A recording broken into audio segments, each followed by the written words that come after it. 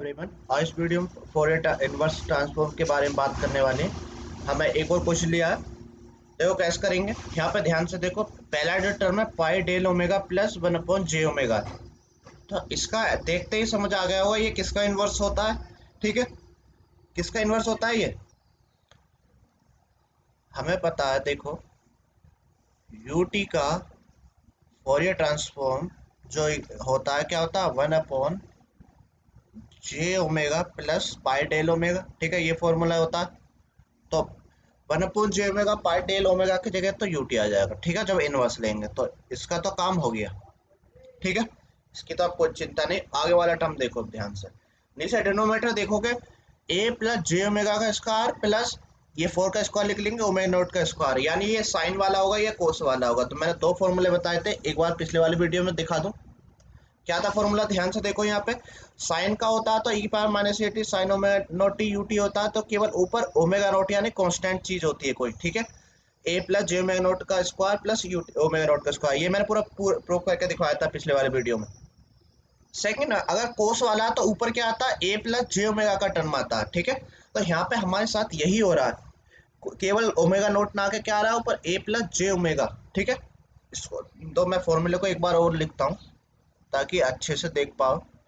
क्या होता है, ई की power minus A T cos omega naught T U T का जो फोरियर ट्रांसफॉर्म है वो किसके इक्वल होता है, ए प्लस जे ओमेगा, ए प्लस जे ओमेगा का स्क्वायर प्लस ओमेगा नॉट के स्क्वायर। अब तुम यहाँ से ध्यान से इसको कंपेयर करो, केवल ऐसे टू को भूल जाओ थोड़ी देर के लिए, इसको देखो, केवल इस पर फोकस करो। ठीक है, तो क्या दिखेगा तुम्हें, कंपेयर नीचे पर डिनोमिनेटर से कंपेयर करना शुरू करो।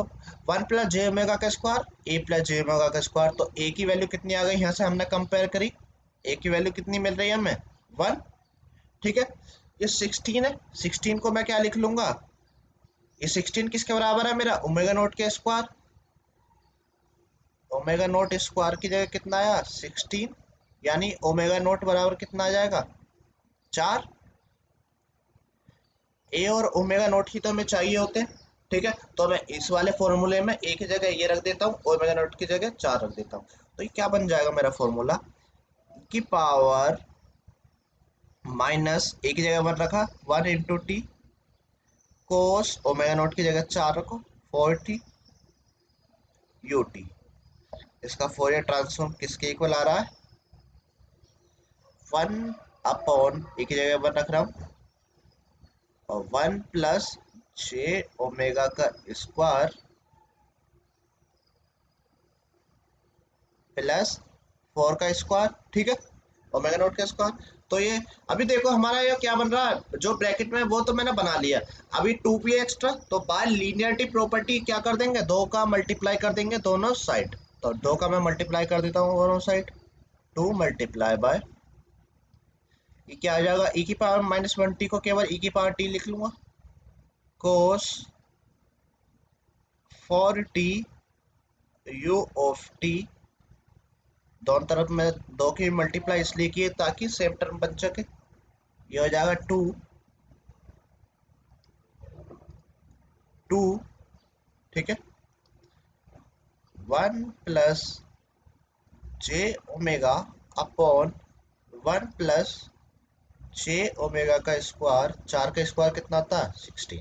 ठीक है, तो इस अब ये पूरा टर्म मुझे मिल चुका है, ये भी मिल चुका। तो पहले 1 upon J pi del omega plus 1 upon J omega का कितना आ जाएगा, U T 2 1 plus J omega 1 plus J omega square plus 16 किसके इक्वल आ जाएगा, 2 ई की power minus T cos 40 U T. ठीक है, तो मेरा जब एक्स ऑफ टी कितना आ जाएगा, एक्स ऑफ टी किसके इक्वल आ जाएगा,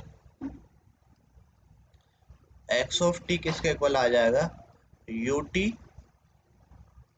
प्लस, ठीक है, 1 upon J omega pi del omega का इनवर्स कितना हो जाएगा, यू टी।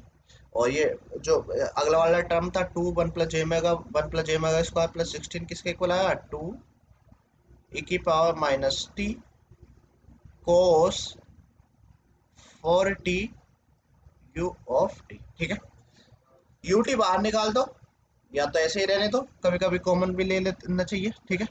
तो एक्स टी किसके इक्वल आ जाएगा, वन यहाँ पे बचेगा, वन टू ई की पावर टी कोस 40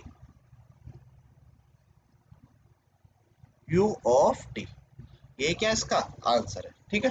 ऐसे निकालना था, काफी देखो कितने मुश्किल क्वेश्चन को हमने कितना आसान बना दिया केवल प्रॉपर्टी की हेल्प से, ठीक है। आई होप आप लोगों को समझ आया होगा। फिलहाल इस वीडियो में इतना ही। ओके, मिलते हैं नेक्स्ट वीडियो में नेक्स्ट प्रॉब्लम के साथ।